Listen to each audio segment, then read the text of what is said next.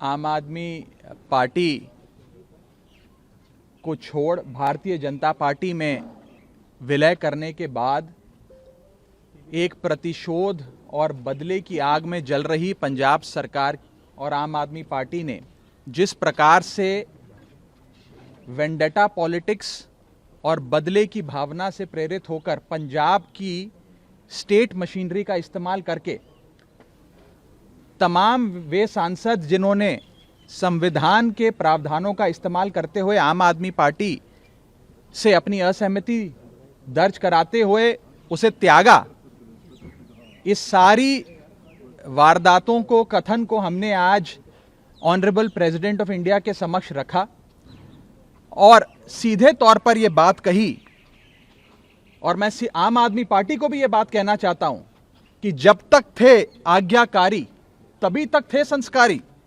साथ छोड़ते ही बता दिया हमें भ्रष्टाचारी।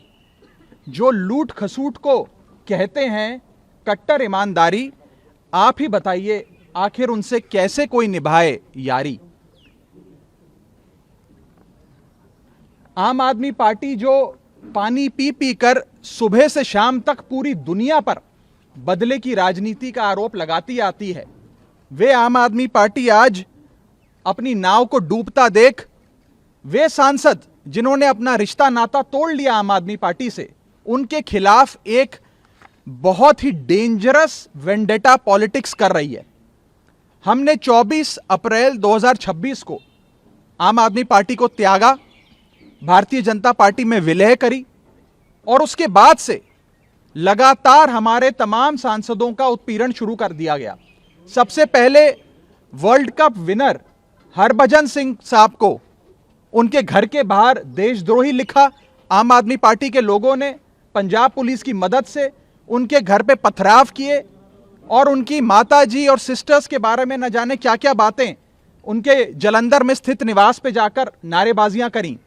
उसके बाद हमारे साथी राजेंद्र गुप्ता जी जो पद्मश्री हैं और एक बहुत बड़ी फैक्ट्री पंजाब के मालवा इलाके में चलाते हैं, जिन फैक्ट्री की वजह से करीब 30,000 लोगों के घर का चूल्हा चलता है, उस फैक्ट्री को बंद करने के लिए पानी का कनेक्शन काट दिया पंजाब सरकार ने।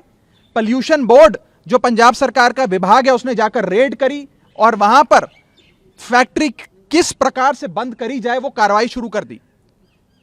और हद तो तब हो गई जब हमारे साथी सांसद संदीप पाठक जी जो आईआईटी के प्रोफेसर थे, जिनकी तारीफें करते आम आदमी पार्टी थकती नहीं थी, उनके खिलाफ 2 मिलिशियस और फैब्रिकेटेड एफआईआर दर्ज कर दी और यह मीडिया के माध्यम से फैला दिया गया कि अब इन्हें गिरफ्तार किया जाएगा। मैं सीधे तौर पर आम आदमी पार्टी को कहना चाहता हूं कि आप ये विजिलेंस, ये पॉल्यूशन बोर्ड, ये पंजाब पुलिस का सहारा लेकर जो बदले की भावना से कार्रवाई कर रहे हैं, एक डेंजरस खेल है जिसकी शुरुआत तो आपने कर दी है, लेकिन इसका अंत बहुत खराब होने जा रहा है। इन चीजों से बचिए, इन चीजों को बंद करिए। और सबसे बड़ी बात यह है कि जब तक हम आपके साथ थे, हम तमाम लोग बहुत अच्छे थे, बड़े संस्कारी थे, आज्ञाकारी थे, और जैसे ही आपका साथ हमने छोड़ा, हम सब लोग गलत हो गए, हम सब लोग भ्रष्टाचारी हो गए। सूत्रों के मुताबिक यह बताया जा रहा है कि अगला टारगेट मैं होऊंगा। अब ये मेरे पर भी कोई कार्रवाई करने जा रहे हैं। मैं पहले ही आप लोगों को सूचित कर देता हूं कि कोई मनगढ़ंत मुकदमा ये लोग अवश्य मेरे खिलाफ बनाने का भी प्रयास कर रहे होंगे, क्योंकि इन्होंने हर संभव प्रयास करा कि हम सबकी छवि को भी खराब किया जाए। पंजाब सरकार ने जिन एजेंसियों को हायर किया, बंबई में स्थित जिन एजेंसियों के माध्यम से सोशल मीडिया पर हमें धमकियां दी जा रही हैं, हमारे साथ गाली गलौज किया जा रहा है, हमारे परिवार के बारे में न जाने क्या क्या बोला जा रहा है, पूरे तरीके से पंजाब सरकार की एजेंसीज का, पंजाब सरकार के पैसे का दुरुपयोग कर कर आम आदमी पार्टी इस प्रकार से गंदा खेल रच रही है।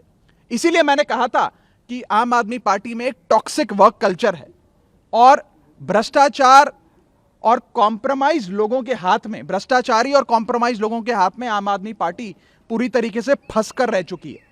ये पॉल्यूशन बोर्ड के नोटिस हैं या एफआईआर्स हैं, वो इतने फ्रिवलियस हैं that they are not worth the paper they are written on.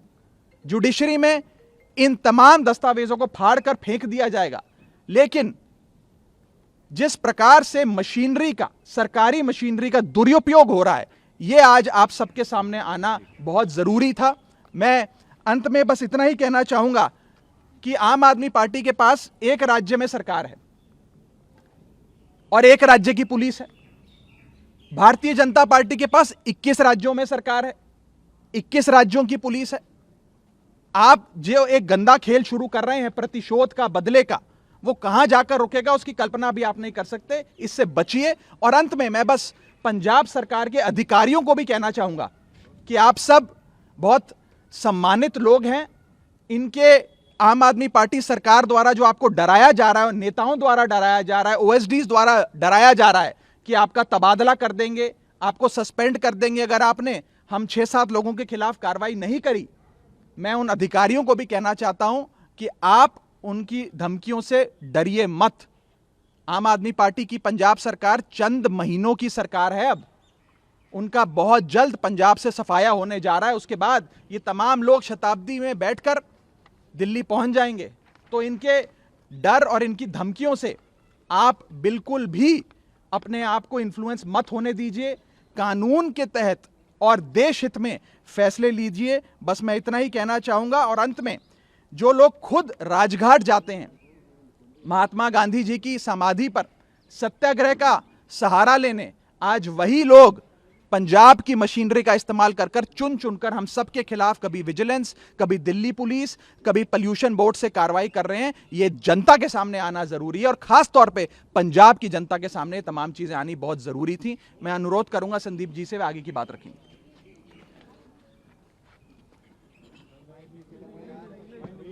हम सारे लोग आम आदमी पार्टी से इसलिए जुड़े थे कि इन्होंने इस देश को एक सपना दिखाया था कि एक नई राजनीति की शुरुआत कर रहे हैं, एक ईमानदार राजनीति की शुरुआत कर रहे हैं। यही सुनकर, यही देखकर, यही सोचकर इस पार्टी में आए। यहाँ रहते हुए अपनी सैद्धांतिक कारणों से कई सारी विसंगतियों को देखकर पार्टी बदलने का फैसला लिया, जो संविधान ने हमें जो अधिकार दिया है उसके आधार पर। इस बात से डरकर, घबराकर जो आम आदमी पार्टी अभी एफआईआर कर रहे हैं, फैक्ट्रियों में छापे मार रहे हैं, फर्जी एफआईआर के द्वारा डराने की कोशिश कर रहे हैं। मेरे बारे में इन्होंने 2 दिन चलाया, बता रहे हैं कि कई सारे लोग रेडी करके रखे हैं कि आप वहां जाओगे तो आप पर एफआईआर करेंगे। तो मैं कहना चाहता हूं आप करो एफआईआर और फिर पीछे मत हटना उससे। हम लड़ेंगे कानूनी। मेरा यह मानना है कि आप जनता को और अपनी सरकार को एक ही तरीके से बचा सकते हैं और वो है अपने अच्छे काम। इन सारी गंदी चीजों से, इन सारे हथकंडों से आप सरकार नहीं बचा सकते। आपको अगर सरकार बचानी है, सरकार चलानी है, आपको सत्ता चाहिए तो आपको काम करना पड़ेगा। आप ईमानदारी से काम करिए, आपको कोई नहीं रोक रहा है।